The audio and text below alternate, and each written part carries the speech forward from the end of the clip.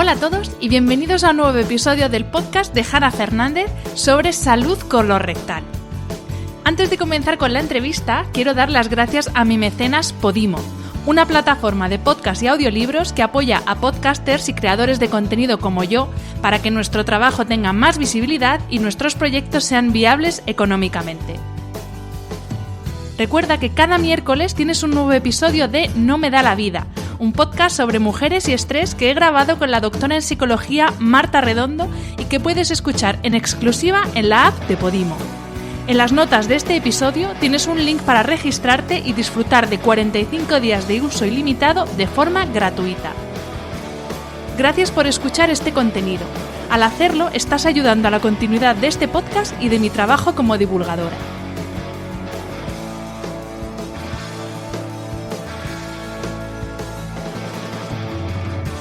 Ya sabéis lo importante que es el sueño y el descanso, puesto que son necesidades fisiológicas esenciales. Dormir no es un hábito saludable, ir al baño tampoco lo es. Ambas son funciones de nuestro organismo, igual que respirar, por ejemplo. Son procesos imprescindibles para estar vivos y para mantener los mecanismos que regulan la estabilidad del medio interno. Eso que el célebre fisiólogo norteamericano Walter Cannon denominó homeostasis. Desde su laboratorio de la Universidad de Harvard, Cannon fue pionero en el desarrollo de la radiología del aparato digestivo, del estudio del sistema nervioso autónomo y de las emociones y de la transmisión química de los estímulos nerviosos. En el episodio de esta semana vamos a hablar de salud colorectal. En concreto vamos a conocer cómo funciona todo el proceso digestivo, desde que comemos hasta que vamos al baño, y todos los factores emocionales y ambientales que intervienen en ese proceso y en posibles enfermedades derivadas de una mala salud intestinal. Esta semana cuento como invitada con la doctora Karina Cuiñas, cirujana colorectal y de suelo pélvico. Hizo la especialidad de cirugía general y aparato digestivo en el Hospital Puerta de Hierro de Madrid y se ha especializado en cirugía colorectal y en cirugía del suelo pélvico en Reino Unido, donde continúa su práctica clínica en la actualidad.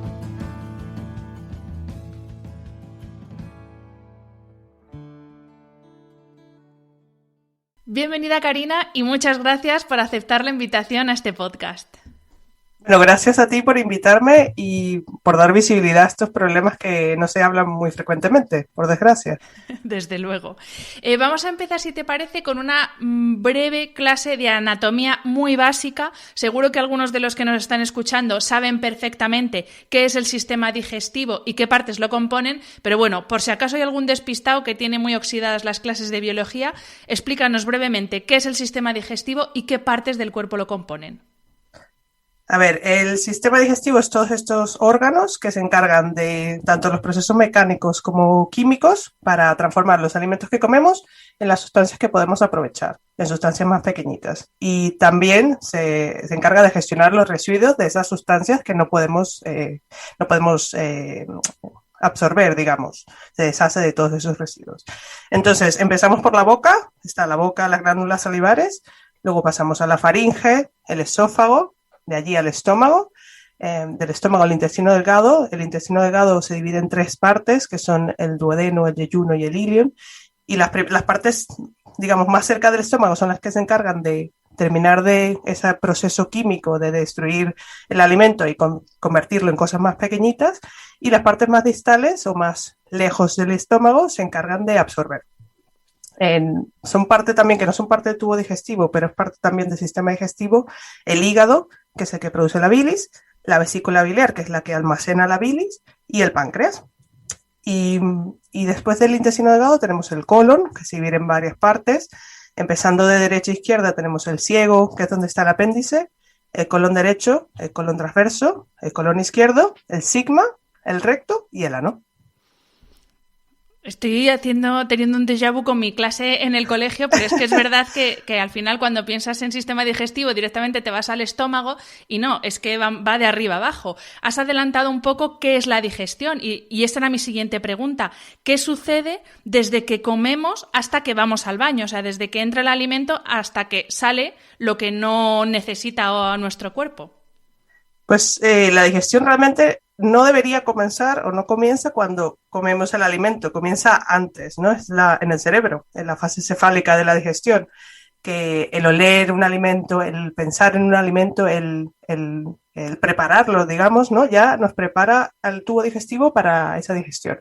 Se empiezan a segregar enzimas que facilitan o aceleran el proceso. Lo que pasa es que ahora estamos acostumbrados en ciertos países sobre todo, a coger algo del microondas y comerlo inmediatamente, pero todo este proceso de preparación de alimentos nos ayuda a la digestión y es muy importante.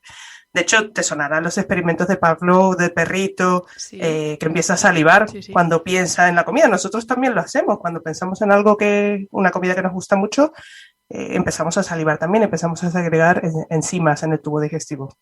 Pero bueno, una vez que llega el alimento a nuestra boca, lo que necesitamos es masticarlo, ¿no? Romperlo mecánicamente para hacer piezas más pequeñas. Y en cuanto más mastiquemos, más fácil le hacemos al resto del cuerpo la digestión, porque se hacen más pequeños. Y también en la boca tenemos la saliva, que empieza también un poco la digestión química.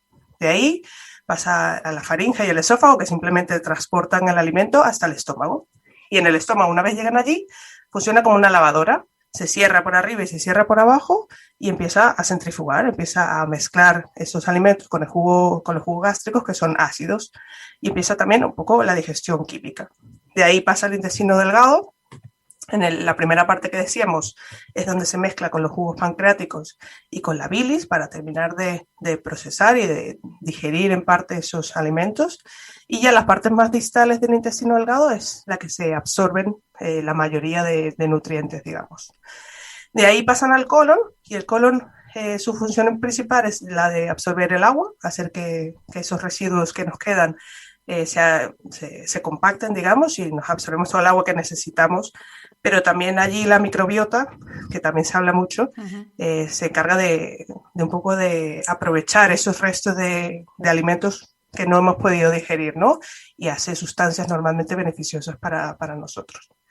Y luego ya, al final, va de derecha a izquierda y se va secando cada vez más. Y cuando llega el sigma, que es como en la parte izquierda del colon, casi al final, es, digamos, la sala de espera de la defecación. Allí esperan las heces hasta que de repente viene una onda peristáltica, un impulso del colon y las lleva al recto. En el recto es cuando ya tenemos sensación de defecar, ¿no? Pero claro, el recto, no es que llegue al recto y ya inmediatamente vamos a defecar. Normalmente podemos deferir la defecación si no tenemos ningún problema. En el recto lo que pasa es que el ano toma una muestra, tiene un reflejo de muestreo, toma una muestra del contenido de las heces y le dice al cerebro si está preparado o no para defecar. Entonces, si es gases y estás tú solo por ahí, pues igual es conveniente, ¿no? Pero si son heces más sólidos o líquidas, pues necesita autorización, digamos, de la torre de control, que es el cerebro, para decirnos, ¿no? Entonces, es complejo el tema de la defecación porque necesitas varios estímulos y varios permisos, digamos, para hacerlo. Pero una vez que estamos ya preparados en un sitio cómodo, en un baño, para defecar, lo que hace el cerebro autoriza, entonces se relaja el suelo pélvico, se cambia el ángulo que existe entre el recto y el ano, se pone en línea recta y así nos facilita la defecación, se relajan los esfínteres y ya salen los residuos de estos alimentos. Así un poco un súper resumen de la digestión y la excreción. Madre mía, qué bien hechos estamos. Vamos a dejar el tema de defecación para después, porque sí, amigos, vamos a hablar mucho sobre defecación, eso que a todo el mundo le da vergüenza hablar, pero es lo más natural del mundo y en muchos casos es el origen de muchas enfermedades. Así que vamos a hablar ahora de defecación. Pero antes te quería hacer una consulta, Karina, porque bueno, yo justamente estoy estudiando ahora un máster sobre sueño y en el tema de los ritmos circadianos me sorprendió que nuestro sistema digestivo o el proceso de la digestión también tiene un ritmo circadiano propio en cuanto a esas secreciones gástricas de las que nos hablabas, en cuanto a la motilidad intestinal. Entonces, me gustaría que nos explicases el ritmo circadiano de nuestro proceso digestivo. Pues es que el aparato digestivo no iba a ser de menos en el resto del cuerpo, en esto de los procesos circadianos. De hecho, se lleva hablando desde hace mucho tiempo. La primera vez que se habló fue en el siglo II antes de Cristo, cuando se habló del hambre como una idea del tiempo. Para que la gente supiese el tiempo que estaba pasando, pues tomaban pistas como el hambre. Y los ritmos circadianos en el tubo digestivo, como decías, influyen en la secreción de enzimas, en la absorción de nutrientes y en la motilidad, en el movimiento tanto del estómago como del intestino, ¿no? Y de día se supone, o sea, el ritmo circadiano hace que los procesos biológicos ocurran en el tiempo que más lo necesitamos. Entonces, de día se supone que vamos a estar activos y vamos a comer y necesitamos esa secreción de enzimas, esa motilidad y esa absorción. Y de noche, cuando se supone que vamos a dormir, es cuando pues también el cuerpo descansa y no existe tanta secreción de enzimas, ni tanta absorción, ni tanta motilidad. Y entonces, ¿cómo sabe el cuerpo cuándo hacer una cosa u otra? Ya tú lo sabes, ya lo has hablado mucho, del control del reloj biológico que existe a nivel del cerebro, que toma las señales de luz y las de oscuridad, para saber si es de día o de noche. Pero es que también se habla de que hay relojes periféricos que toman otro tipo de señales como el hambre o la actividad física para decirnos que es de día, ¿no? Y que nuestro tubo digestivo tiene que estar activo. De hecho, se han hecho estudios interesantes con esto de la luz. Han puesto a comer a personas con luz tenue y la han comparado con las personas que comiendo con una luz muy brillante, y se ha visto que las personas que comen con luz tenue absorben peor los carbohidratos. O sea que las condiciones de luz, ya se hacen hipótesis de que comer con condiciones de luz bajas o de noche, digamos, puede suprimir la digestión y causar mala absorción de alimentos. Entonces, piensa en los trabajadores nocturnos, ¿no? Que por una parte de su cerebro no ve luz y dice, bueno, es de noche, vamos a descansar, pero por otra parte su cuerpo están comiendo y están haciendo actividad, ¿no? Se ha visto que estas personas que hacen turnos nocturnos o turnos de estos variables tienen más síntomas gastrointestinales, sobre todo estreñimiento, y por ejemplo los que tienen intestino irritable tienen síntomas más graves. Wow. Claro, por eso muchas personas tenemos ganas de ir al baño, por ejemplo, por la mañana. Incluso a mí, por ejemplo, es por la mañana y justo después de tomarme un café y desayunar algo. De hecho, lo vi en un post que subiste tú a Instagram precisamente sobre si tienes estreñimiento, no dejes de desayunar, o el ayuno intermitente no te va bien, o algo así decía el post, porque precisamente eso motiva, ¿no?, esa motilidad intestinal. Exactamente, se despierta el intestino cuando nosotros nos despertamos, y hay gente que siempre se queja porque dice, me despierto a las 6 de la mañana, solo abro el ojo y ya tengo que ir al baño. Y es porque realmente se despierta el tubo digestivo y tiene que terminar de deshacerse de todos los residuos que no ha movido durante la noche, digamos. Pues vamos a entrar en materia, vamos a hablar de ir al baño, ahora sí que sí. Y la pregunta es breve, pero sé que la respuesta no es tan breve. ¿Cuándo, cuánto y cómo entra dentro de la normalidad en esto de ir al baño? Me encanta que hagas esta pregunta, porque refleja exactamente lo que te piden los pacientes, lo que te pide la gente, ¿no? Que le digas exactamente cómo y cuándo y cuánto tiene que ir al baño, para que ellos tengan ese estándar de... Claro, una referencia. ¿No? Una referencia para saber que lo están haciendo bien, ¿no? Pero, a ver, ¿te parece útil si te digo, tienes que ir al baño todos los días a las 7:30 de la mañana? Tienes que hacer mínimo unos 200 gramos de heces, y también tienes que hacerlo con una consistencia tipo 4 en la escala de Bristol. ¿Eso te parece útil? No, me parece un generador de estrés innecesario, porque claro, el día que eso no es así, ya claro, apaga y vámonos. Pues igual, la gente tiene mucha frustración con esto, porque se lee por todos lados, tienes que ir al baño todos los días como un reloj. De hecho, esta frase de yo voy al baño todos los días como un reloj es como el mayor orgullo de los pacientes que yo veo, por lo menos en la consulta, y se sienten, vamos, que es lo ideal, ¿no? Y cuando salen de este patrón, genera bastante frustración, ¿no? Y la gente que sufre con su defecación o con su tránsito intestinal tiene mucha frustración, y de hecho se llegan a obsesionar con el tema de ir al baño.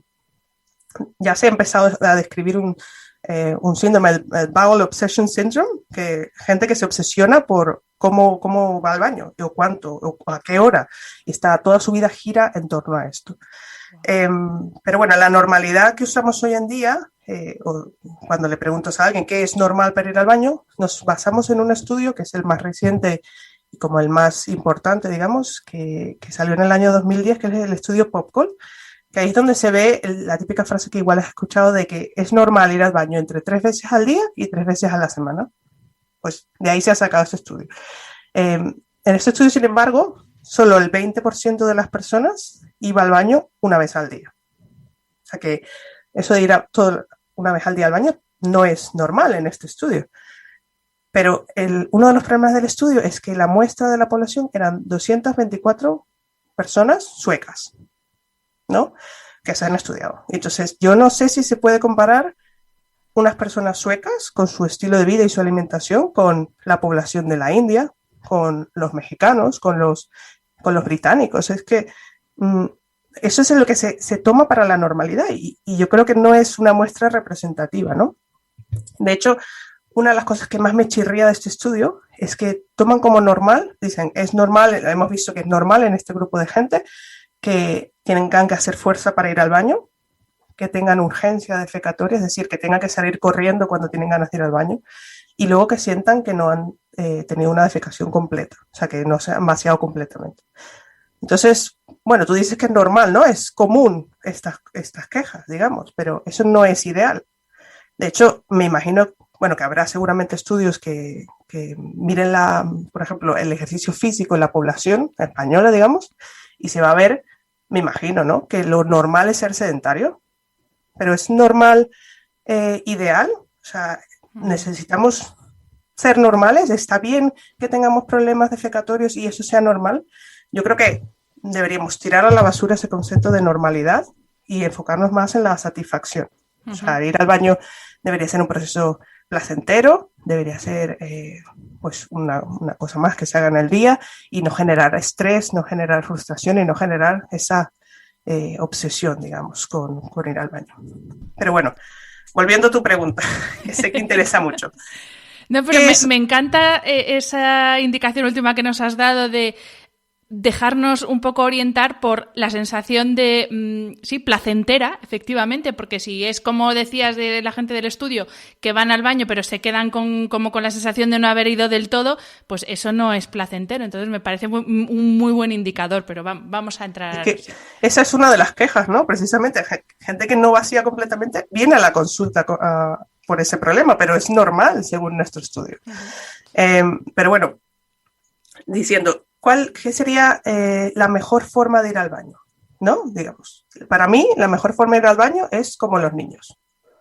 Nosotros nos empeñamos mucho en enseñarles cómo ir al baño, porque la gente cree que realmente le puede enseñar a alguien el mecanismo de la continencia, que es bastante complejo, pero bueno, nos empeñamos y yo creo que realmente deberíamos aprender de ellos, ¿no? Y yo que tengo una niña y me fijo mucho en estas cosas por deformación profesional, he aprendido muchas cosas sobre ella, ¿no? Por ejemplo, ella va al baño cuando tiene ganas. O sea, da igual qué esté haciendo, qué hora es, o si es la misma hora todos los días. Ella, si tiene ganas de ir al baño, va al baño, deja lo que está haciendo y va al baño. Y no tiene ninguna obsesión con si va al baño una vez al día o más veces al día o cuál es la consistencia de sus heces, ¿no? Porque todos los días no son iguales. Todos los días no comemos igual, no hacemos el mismo ejercicio, entonces las cosas pueden variar, ¿no? Digamos. Y ella no sabe que la sociedad le dice que tiene que ir al baño todos los días. Ella tampoco sabe que los movimientos peristálticos o los movimientos en masa son mayores por la mañana y que es mejor que vaya al baño por la mañana, no le importa. Tampoco sabe nada sobre el reflejo gastrocólico, no sabe que tiene que ir al baño después de comer o que es más fácil que vaya, que puede que sí, algún día que no, pero no tiene ninguna obsesión en ese estilo. Y lo más importante es que no va al baño cuando no tiene ganas, porque hay mucha gente que cree que tiene que ir todos los días y se sienta en el baño a ver si hay suerte y empieza pues a hacer fuerza y pues se tira ahí, yo qué sé, media hora en el baño intentando, porque eso es lo que le dice la sociedad, que tiene que ir todos los días. Y luego cosas que me he fijado de ella que me parecen muy curiosas: cuando tenía pañal se solía poner en cuclillas para ir al baño, ¿no? Y ahora, bueno, cuando dejó el pañal, cuando quiso dejar el pañal y usar el orinal, la posición del orinal es también de cuclillas. Tiene las rodillas por encima de la cadera. Y ella no sabe que en esa posición se relaja el suelo pélvico y es más fácil alinear el ángulo anorrectal. Pero lo hace porque es lo que le sale, es lo que le parece natural. Entonces... nosotros, que nuestra evolución, ¿no?, de los adultos con los baños se han hecho muy, muy cómodos para sentarte a leer el periódico o para leer el móvil, el Instagram, por ejemplo, pero no son nada fisiológicos. La mejor posición sería ir de cuclillas. Y para solventar esto, lo que podemos usar es un banquito para poder subir las piernas y tener las rodillas por encima de la cadera y de esta forma mejorar la posición de este ángulo anorrectal que tenemos que alinear, ¿no? Para ser más fácil. Y otra cosa que ya, lo último que es un poco más friki, que me fijé de ella cuando iba al baño, es que en vez de echar la barriga para adentro, de meter la barriga para hacer fuerza, echa la barriga hacia afuera, o sea, infla el abdomen. Y esto, ella no lo sabe, ¿no? Pero es una forma de aumentar la presión intraabdominal a la vez que se relaja el suelo pélvico. Porque el diafragma, al bajar el diafragma y hacer una respiración de esta diafragmática, inflas el abdomen, relajas el suelo pélvico y es muchísimo más efectiva y hace mucho menos daño al suelo pélvico a la hora de defecar. Entonces, bueno, volviendo al tema. Lo normal es estar satisfecho. Si estás satisfecho, sigue así, no hay ningún problema. Y si tienes algo que te moleste y que no estás satisfecho, pues se puede pedir ayuda para mejorar. Entonces, Karina, todo eso que leemos últimamente, sobre todo, tú lo has dicho, que se habla tantísimo de la microbiota, el segundo cerebro, etcétera, y que, claro, lo que dicen un poco es que nuestras heces reflejan, en cierto modo, la salud de nuestra microbiota. Por eso ahora hay mucha gente con la famosa escala que tú has mencionado, muy obsesionada con el color, la textura, la forma, si es como bolitas de cabra, si es una forma alargada.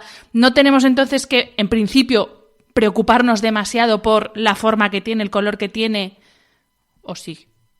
A ver, lo de la escala de Bristol es como dices, una escala que clasifica las heces de más duras a más líquidas, del 1 al 7, y es muy útil para saber el tiempo del tránsito intestinal. No nos dice, lo único que se ha visto que tiene relación con la consistencia de las heces es el tiempo de tránsito, ¿no? Que hay gente que dice, no, si bebes más agua, puedes pasar de un Bristol 2 a un Bristol 4. No, eso es mentira. O sea, lo único que afecta a la consistencia, que se ha visto en los estudios una y otra vez, es el tránsito intestinal. Entonces, sí, claro, mejorando el tránsito intestinal, mejorando la microbiota, mejorando muchos factores de tu salud, puedes mejorar la consistencia, pero no es tan fácil como dicen. Y la microbiota, pues se habla mucho de la microbiota últimamente, pero realmente conocemos bastante poco.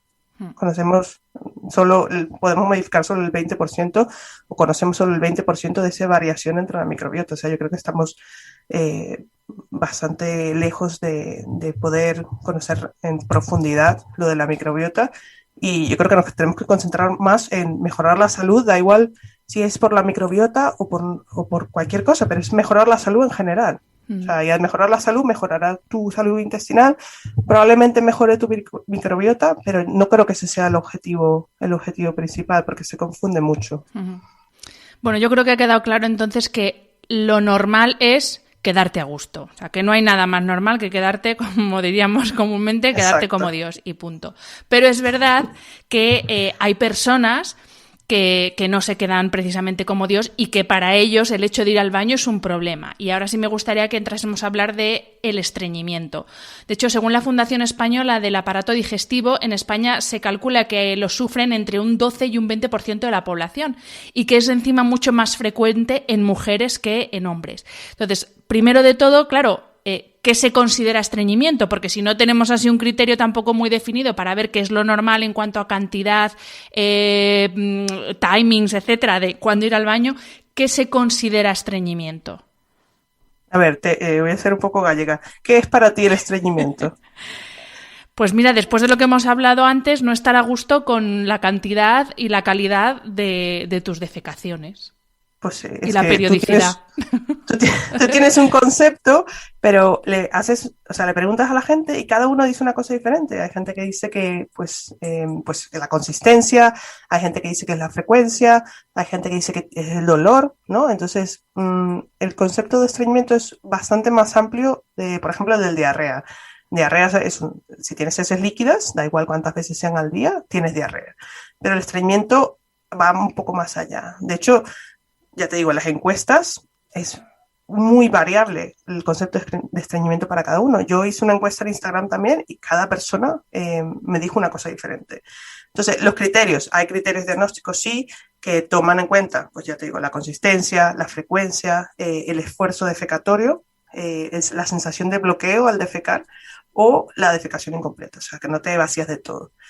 Pero si viene una persona que no cumple los criterios y me dice que tiene estreñimiento, pues yo le creo y le ayudo a mejorar y que se siente satisfecha. O sea, que yo por eso no soy tan rígida con el concepto de estreñimiento. O sea, si tiene síntomas compatibles y no está a gusto, yo intento ayudarle a mejorar ese aspecto, sí.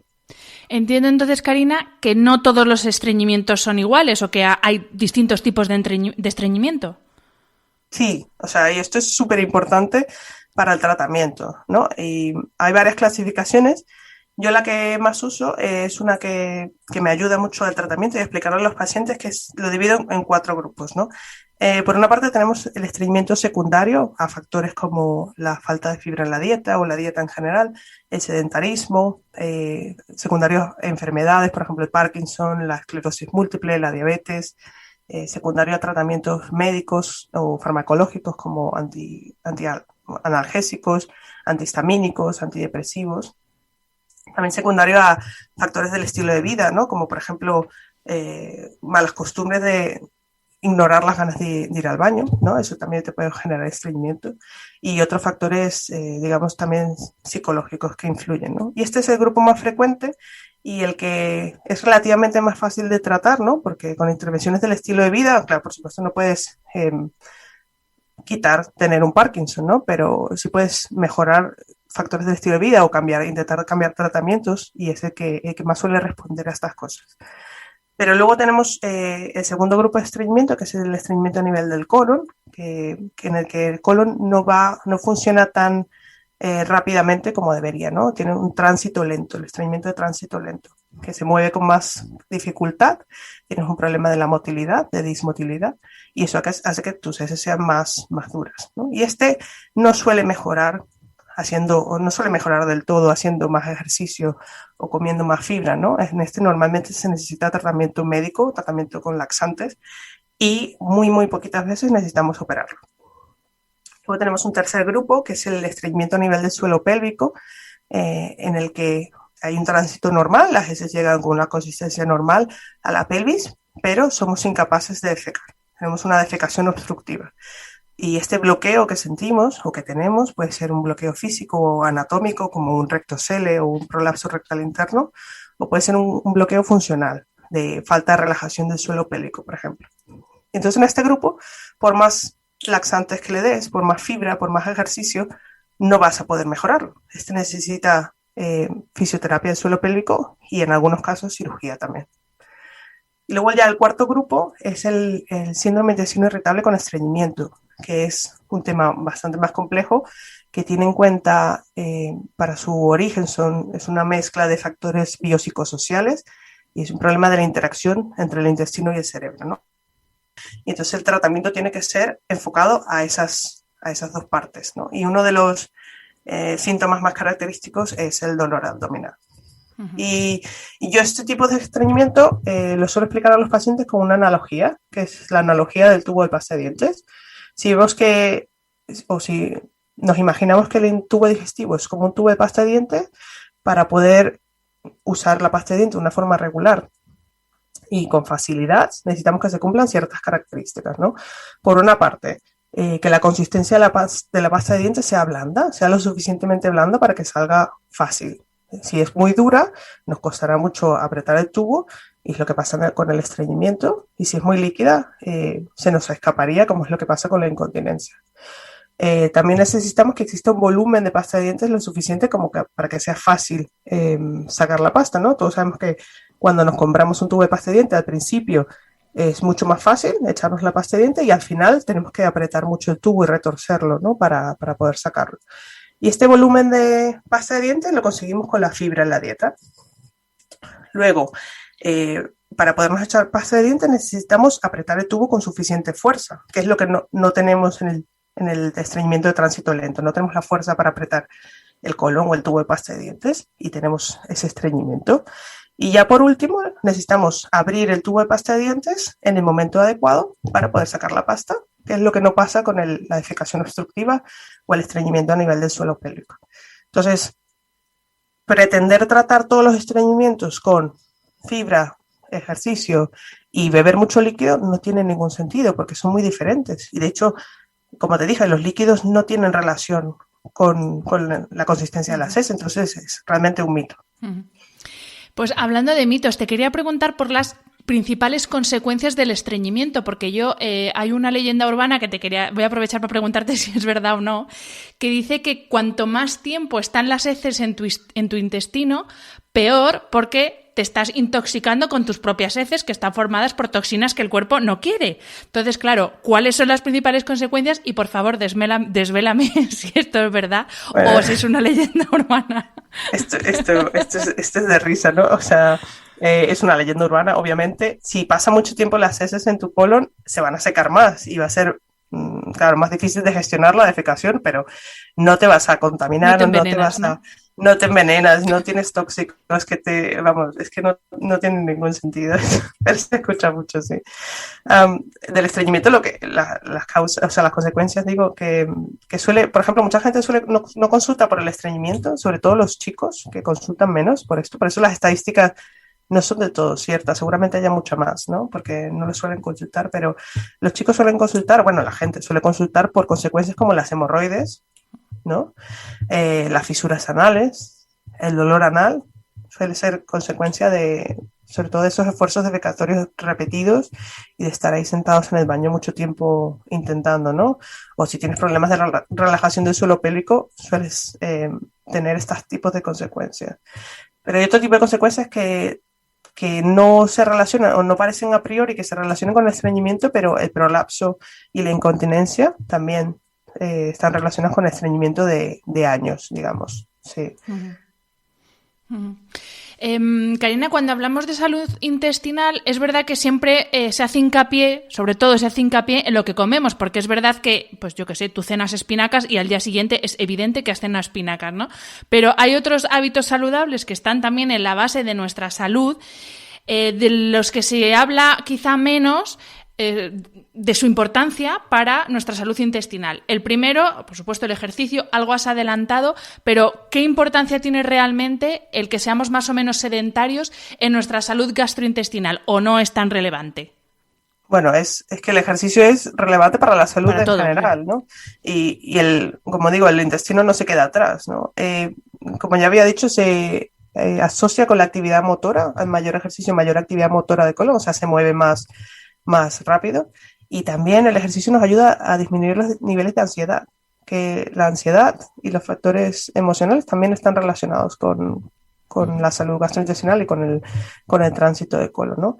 Y se ha visto, por ejemplo, estudios en corredores, en los runners, que tienen una mayor frecuencia defecatoria, tienen una consistencia más líquida de las heces y tienen mayor urgencia defecatoria, ¿no? Y yo creo que todos recordamos algún evento deportivo donde de repente un ciclista le da un apretón y tiene que salir porque, claro, el ejercicio sí que ayuda mucho en la motilidad del colon. Pero no solo eso, o sea, es que también el ejercicio nos disminuye el riesgo de padecer cáncer de colon, de tener complicaciones o tener diverticulitis aguda. Y hacer ejercicio antes de una operación programada, por ejemplo, nos disminuye el riesgo de complicaciones postoperatorias, incluso la estancia hospitalaria. O sea, es fantástico. Esto es el ejercicio en general, ¿no? Pero hay ejercicios en particular que se han estudiado bastante en relación con ciertas patologías, como por ejemplo el intestino irritable, ¿no? El yoga, se ha visto en estudios que es uno de los tratamientos que se recomienda hoy en día para mejorar los síntomas del intestino irritable. De hecho, se ha comparado un tratamiento con yoga, digamos, con ejercicios de yoga, en comparación con la dieta baja en FODMAPs, que te sonará, ¿no? Sí. Que es la más conocida para el intestino irritable, y se ha visto que mejoran por igual, son igual de eficaces para mejorar los síntomas del intestino irritable. Wow. Y el yoga lo que hace es disminuir la ansiedad, disminuir los niveles de cortisol y estimular el sistema parasimpático, que es el que le dice al cuerpo que estamos en calma y tenemos tiempo para digerir, ¿no? Y para el tránsito intestinal. Y yo, leyendo un poco de esto, me puse a probar a hacer yoga por mi cuenta. Bueno, por mi cuenta, ¿no? Me puse a probar a hacer yoga, que nunca lo había hecho. Y claro, o sea, para saber si realmente es tan beneficioso como dicen. Y yo creo que haciendo yoga estás tan pendiente de hacer los ejercicios, de mantener la postura, de respirar con el diafragma, de contraer el suelo pélvico cuando estás expirando, que no te puedes concentrar en nada más. O sea, es como un ejercicio de mindfulness activo, digamos. Y es que el mindfulness también se ha visto que mejora los síntomas del intestino irritable. Entonces, sí que los estudios dicen que esas respiraciones diafragmáticas que hacemos con el yoga nos ayudan a la relajación y a la estimulación del nervio vago, y es bastante interesante. Pero bueno, no digo que tengas que hacer yoga, ¿no? Puedes hacer cualquier ejercicio, si lo importante es hacer un ejercicio que te guste, que no te genere ansiedad, que no lo veas como un castigo, y hacerlo regularmente, da igual el que sea. Comprendida entonces la importancia del ejercicio, vamos con la importancia del descanso, porque cuando dormimos, una de las cosas que pasa en nuestro organismo es que se desencadena todo un proceso de regeneración y reparación en todos nuestros tejidos. Y te quería preguntar si a nivel aparato digestivo también esto es así. Sí, bueno, tiene que ver con lo que hablábamos de los ritmos circadianos que dicen, ¿no? Cuando descansamos se repara, descansa y tiene la posibilidad de regenerarse, ¿no? Con respecto a las alteraciones del sueño y los trastornos gastrointestinales, se ha visto, por ejemplo, que las personas que tienen alteraciones en los ciclos de sueño-vigilia, es más prevalente tener enfermedades como el síndrome de intestino irritable, la enfermedad inflamatoria intestinal y el reflujo gastroesofágico. De hecho, se ha visto que si tienes esos trastornos de sueño, tienes 1.6 veces más probabilidades de tener síndrome de intestino irritable. Por esto que hablábamos de los ritmos circadianos y de la reparación, ¿no? De hecho, se ha visto también muchos estudios con la influencia de la calidad del sueño, o mejorar la calidad del sueño y para la mejora de síntomas, como por ejemplo del reflujo gastroesofágico, ¿no? Se han hecho estudios sobre todo con fármacos, ¿no? Porque al final es lo más fácil para las intervenciones, ¿no? Los fármacos para mejorar el sueño hacen que las personas mejoren del reflujo. Porque lo del reflujo es que es un círculo vicioso, porque por la noche, por ejemplo, la gente que tiene reflujo tiene más reflujo, se despierta y al despertarse hace que tenga más reflujo. Entonces, un poco para romper ese círculo vicioso se está viendo que no solo deberíamos atacar el reflujo con los fármacos típicos de inhibidores de la bomba de protones, omeprazol y así, sino que también mejorando el sueño puedes mejorar el reflujo. Y hay hasta estudios con melatonina. Esto tú has hablado mucho en el podcast. Sí. La melatonina para impedir que el reflujo cause un cáncer de esófago, se ha visto por los cambios en la mucosa del esófago, y también se usaba la melatonina para personas con síndrome de intestino irritable y se ha visto que mejora el dolor abdominal y la calidad de vida de estos pacientes. O sea que también está muy, muy relacionado. No, desde luego la melatonina es como la joya de la corona, que sé que está muy incipiente todos los estudios, pero desde luego tanto lo que nos explicó el doctor Acuña en el episodio como lo que nos estás contando tú ahora, efectivamente la melatonina va a dar mucho que hablar en los próximos años, además aplicada a muchísimas patologías. Has mencionado ya varias veces el síndrome del intestino irritable, y esto era una patología que se consideraba hasta hace poco que estaba básicamente en la mente, ¿no? Que no había síntomas físicos reales, sino que era algo que causaban, pues, sobre todo, una mala gestión del estrés. Y quería preguntarte, sé que esto da para 200 podcasts, pero bueno, una pequeña introducción de la conexión intestino-cerebro, porque de nuevo se habla mucho de la conexión cerebro-microbiota, pero claro, la microbiota no solamente está en los intestinos, entonces, ¿cómo es esa relación en la que interviene también por ahí está el nervio vago? ¿Cómo es esa relación? Es que la relación, claro, ahora se habla de la relación intestino-cerebro, pero realmente sería microbiota intestino-cerebro. Pero bueno, por acortarse dice intestino-cerebro. Esta pues, lo he hablado muchas veces porque me parece un tema fascinante, de esa comunicación bidireccional entre el cerebro y el intestino, ¿no? Bueno, del resto de órganos, pero en mi caso el intestino. Se ha visto que problemas, por ejemplo, de estrés psicológico, ansiedad, influyen en los síntomas gastrointestinales, y también síntomas gastrointestinales, por ejemplo, intoxicaciones, gastroenteritis, inflamación, puede generar ansiedad. Entonces, como bien decías, el cable, digamos, que conecta ambas estructuras es el nervio vago, que es parte del sistema parasimpático. Entonces, si me permite, me detengo un momentito para explicar lo del sistema parasimpático y simpático, porque yo creo que explica muy bien por qué, la explicación fisiológica de por qué influye tanto uno en el otro, ¿no? tenemos los dos sistemas autónomos que son el simpático. El simpático es el sistema de alarma, digamos, cuando tenemos una amenaza y nuestra vida corre peligro. Nos encontramos un león en la selva, que es muy frecuente, ¿no? Entonces nuestro cuerpo se prepara antes de ser conscientes a nivel del cerebro, a nivel del sistema nervioso central. Nuestro cuerpo ya está preparado para la respuesta de lucha o de huida, de fight or flight, que dicen los ingleses, ¿no? Bombeas más sangre, respiras más rápido para tener más oxígeno y también la sangre se va a los músculos, a las extremidades, ¿no? Por si acaso tienes que salir corriendo o pelear con ese león. Y luego tenemos el sistema parasimpático, que es el que, una vez que pasa el estado de alarma, retoma todas las funciones de reparación, de digestión, de calma, ¿no? Digamos, es el de rest and digest, que dicen los ingleses también. Entonces, el problema es que el sistema simpático no distingue entre me está amenazando un león o tengo estrés porque voy a presentar un examen o tengo una entrevista de trabajo. Y la respuesta es exactamente igual. O sea, la respuesta del sistema nervioso simpático es igual. Y esto es, claro, el estrés que tenemos hoy en día es diferente, ¿no?, que teníamos antes en la selva. Y ese estrés mantenido que tenemos hace que nuestro sistema parasimpático no esté tan activo y tengamos peores digestiones, porque no podemos, el cerebro no tiene, o el cuerpo no va a gastar energía en digerir, porque en eso no nos salva la vida, ¿no? Entonces tenemos peores digestiones, tenemos diarrea, estreñimiento, hinchazón y dolor abdominal. Y el síndrome intestino irritable es precisamente esa explicación de la interacción entre el intestino y cerebro, ¿no? De hecho, se ha cambiado la nomenclatura. Antes era parte de los trastornos funcionales gastrointestinales y ahora se llaman trastornos de la interacción del intestino-cerebro. Se ha cambiado la nomenclatura porque precisamente para reflejar esto. No quiere decir que el intestino irritable esté causado por estrés, pero ciertamente el estrés empeora los síntomas intestinales y los síntomas intestinales empeoran el estrés. Entonces hay que romper un poco ese círculo vicioso y hay que evitar esa visión dualista que se tenía antes de o tratas la mente o tratas el cuerpo, o si tienes un problema en la mente no lo puedes tener en el cuerpo. Eso, o sea, la gente que diga que el síndrome intestino irritable no existe o es de gente pues histérica, es que no ha leído nada en los últimos 20 años, por ejemplo, porque hay demasiada evidencia hoy en día sobre este síndrome. Pues Carina, vamos a entrar en la recta final de la entrevista y te voy a proponer, me gustan, ya has visto lo de las leyendas urbanas, pues te voy a proponer ahora unas cuantas leyendas urbanas, o lo mismo, no son leyendas urbanas, vamos a abrir algún que otro melón, para que nos digas de verdad si estas cosas que se dicen y que nos venden, sobre todo la industria alimentaria, si son verdad o no. La primera es, ¿sirven de algo los yogures con bífidus para el tránsito intestinal?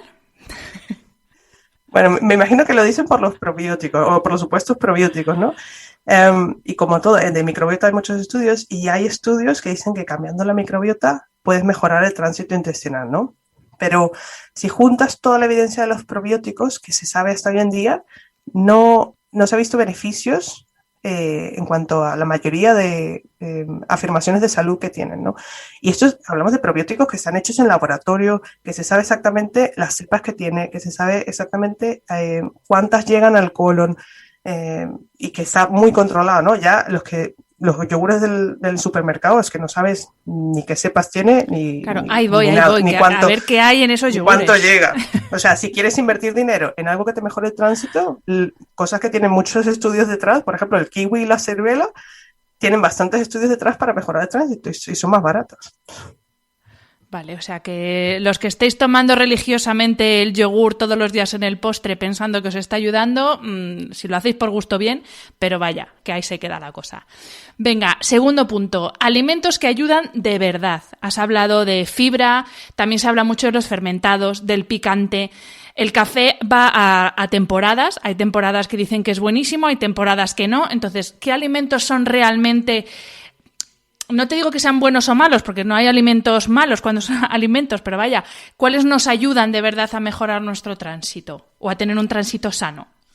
A ver, la fibra yo no puedo ser una mayor fan de la fibra, está en todas las revisiones sistemáticas, en todos los metaanálisis, en todas las guías de recomendaciones para el estreñimiento, la fibra es el número 1. O sea, y de hecho no solo para el estreñimiento, sino que tener una dieta alta en fibra, de unos 30 gramos al día, que se dice pronto, mejora padecer, o sea, el riesgo de padecer o de morirte por enfermedad cardiovascular, por enfermedad cerebrovascular, por cáncer de colon y por diabetes. Entonces, no puedo recomendarla más y aunque en España, por ejemplo, se dice que tiene mucho la dieta mediterránea y que son muy sanos, la media de consumo de fibra en España es bastante por debajo de esos 30 gramos, es 12,5 gramos.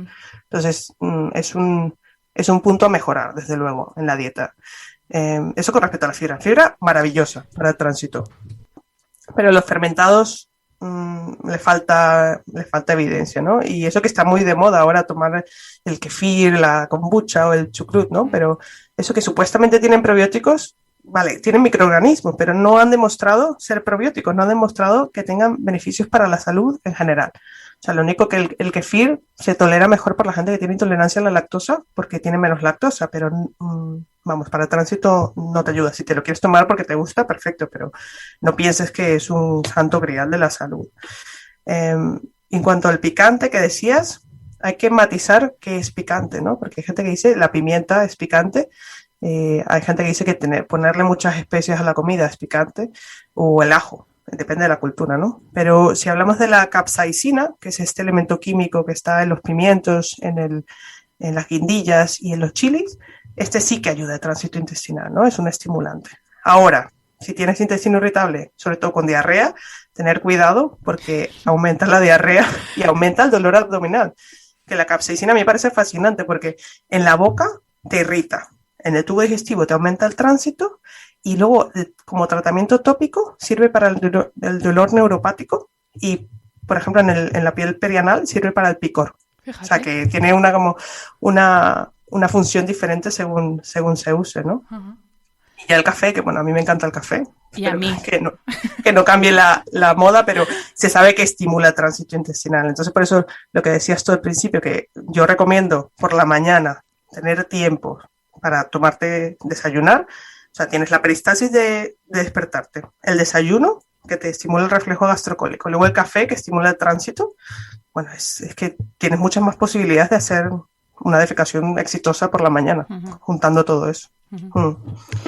Vale, el siguiente punto es otra de las cosas que está ahora mismo más en tendencia, que es el famoso ayuno intermitente, que no voy a entrar en beneficios, no beneficios, pero sí que recuerdo un post que subiste a Instagram reivindicando el comer de forma regular frente al ayuno, hablando de estreñimiento. Entonces, quería saber tu opinión. Yo sé que esto estará súper incipiente, se estarán haciendo estudios, imagino, pero bueno, quería saber si ya hay algún estudio que nos diga mejor, peor, ayuno, no ayuno, o da lo mismo, o...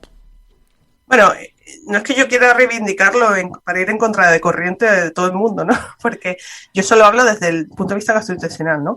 Está en las guías, por ejemplo, las guías NICE, que son unas guías que se usan aquí en Inglaterra, en el Reino Unido, de la evidencia científica, están de primera línea para el tratamiento del estreñimiento y del intestino irritable, el comer regularmente. No te dice cuántas veces, sino comer regularmente. Y esto, pues, tiene sentido, ¿no? Por el reflejo gastrocólico que hablamos. El comer es el mayor estímulo para la peristalsis. Entonces, por ese sentido sí, pero dices tú que es algo muy incipiente y que no hay estudios. Es que parece que está de moda ahora, pero es que esto se lleva haciendo generaciones y generaciones. No, bueno, y generaciones. El ayuno efectivamente, sí, efectivamente. O sea, por ejemplo, los musulmanes durante el Ramadán hacen ayunos de verdad, ¿no? De muchas horas, desde que se sale el sol hasta que se pone el sol, sí. ¿No? Esto de hacer un poquito de ayuno, desayunar un poquito más tarde y cenar un poco antes, ¿no?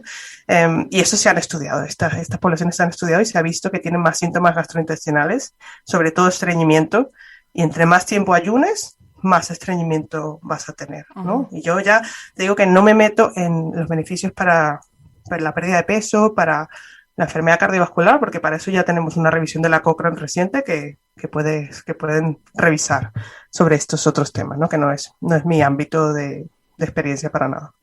Bueno, al final también volvemos un poco a lo que decíamos al principio. Tú has dicho, es el comer regularmente, no comer X veces al día. Entonces, al final, si tu regularidad a la hora de comer es una vez al día y tú te sigues quedando a gusto cada vez que vas al baño, pues oye, no hay más que discutir, exacto, ¿no? Ni problema, claro. Tú, lo que te sea natural. Es que el problema es ir en algo que no te es natural y te genera ansiedad. Si te es natural, pues perfecto, ¿sí? No hay problema. Y Karina, último melonazo, y este es el melón gordo que lo he dejado para el final. La famosa tendencia detox y todos esos claims publicitarios que nos venden de que tenemos que limpiar los intestinos, que tenemos que dejar descansar el aparato digestivo. ¿Realmente necesita desintoxicarse, detoxificarse, no sé cómo decirlo? ¿O nuestro cuerpo ya tiene sus propios sistemas para hacer estas cosas? Es que yo no entiendo de verdad de dónde vienen estas modas de la gente que dice que tiene que limpiarse el intestino. O sea, el intestino está hecho para lo que está hecho, para absorber y para excretar los residuos. O sea, si le quitas esas funciones es cuando el intestino sufre, ¿no? Y nosotros lo vemos mucho en cirugía. De hecho, o sea, a mí me gustaría que la gente que le guste lo de la limpieza de colon, que hablase con las personas que se hacen colonoscopias, porque esas sí se limpian el colon. Tienen unos laxantes muy fuertes que se toman el día de antes y que te dejan el colon, vamos, impoluto. Y yo no conozco a nadie que se haya hecho una colonoscopia que se sienta mejor. Bueno, que quiera repetir. Bueno, sí que quieren repetir por la sedación, no por la preparación. Pero no conozco a nadie que quiera repetir la preparación y la limpieza del colon, de las colonoscopias. Es que, vamos, y si hay alguien que está escuchando esto y que le guste, por favor que me escriba por Instagram porque sería la primera persona. Pero bueno, no necesitamos limpiarnos el intestino, no nos intoxicamos. Y nuestro cuerpo ya hace su función, no se fía de nosotros, por supuesto, porque nosotros al final comemos y le metemos cualquier cosa, le metemos alimentos en mal estado, a veces pues una contaminación con alguna bacteria o con algún virus, le podemos meter en la comida y también le metemos tóxicos como el alcohol. O sea, nuestro intestino o nuestro aparato digestivo ya se encarga de desintoxicarnos de las cosas que nosotros le metemos. Entonces, tienes el ácido del estómago que mata muchas de esas bacterias patógenas que entran y luego todo lo que se absorbe en el intestino se filtra por el hígado. O sea, no necesitamos nada más. Ya tenemos, nuestro cuerpo está ya preparado para las cosas que podamos hacer nosotros en su contra. Me está viniendo ahora a la cabeza, a propósito de lo de la tendencia de los zumos, estos detox, pero también otra tendencia que ahora ya se habla menos, pero sí que estuvo ahí potente unos años, las famosas hidroterapias de colon. Esto también, evidentemente, no es necesario, ¿no? No es necesario las hidroterapias de colon, porque, a ver, con los claims que hacen ellos, ¿no? Que es, te quito las toxinas, te quito las bacterias, te limpio, te sientes mejor. Eso no tiene ningún sentido. Nosotros usamos las irrigaciones transanales o las irrigaciones colónicas para las personas que tienen problemas de tránsito intestinal o de defecación, que no tienen propulsión, que su colon no funciona o su mecanismo defecatorio no funciona, y para eso las usamos y son muy útiles, pero no para quitarte toxinas, desde luego no.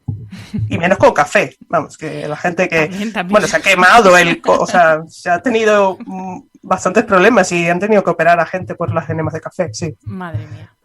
Pues Karina, terminamos aquí. Te agradezco un montón lo bien que lo has explicado todo, porque es verdad que, pues eso, entre que es un tema tabú, que es un poco también un tema desconocido, no todo el mundo sabe cómo funciona el aparato digestivo, cómo funciona la digestión, y te agradezco un montón que lo hayas explicado tan bien y te agradezco un montón todos estos mitos que nos has desenmascarado. Así que muchísimas gracias por tu tiempo y bueno, por haber aceptado la invitación a este podcast, claro. Bueno, mil gracias a ti y espero que sigas en esta línea de eliminar mitos y hablar de temas tabú. Bueno, sí, tenemos tu otra especialidad, el tema suelo pélvico, que ya te lanzo aquí la invitación para que grabemos otro episodio un poco más adelante sobre el suelo pélvico y encima esta relación que algo nos has indicado con temas de estreñimiento, etcétera. O sea que yo ahí te la lanzo. Vale, la cojo, sí. Vale, muy bien. Pues muchísimas gracias, Karina, y como siempre, muchas gracias a los que estáis al otro lado del micro. Nos escuchamos la semana que viene. Espero que hayas disfrutado del episodio. Me ayuda mucho conocer tu opinión y tus sugerencias para este programa. Si quieres escribirme, puedes hacerlo a través de mi página web hanafernandez.es, donde encontrarás las notas sobre cada episodio y recursos adicionales. Y también puedes hacerlo en mi cuenta de Instagram, hanafr. Mil gracias, como siempre, por estar al otro lado. Nos escuchamos en el próximo episodio.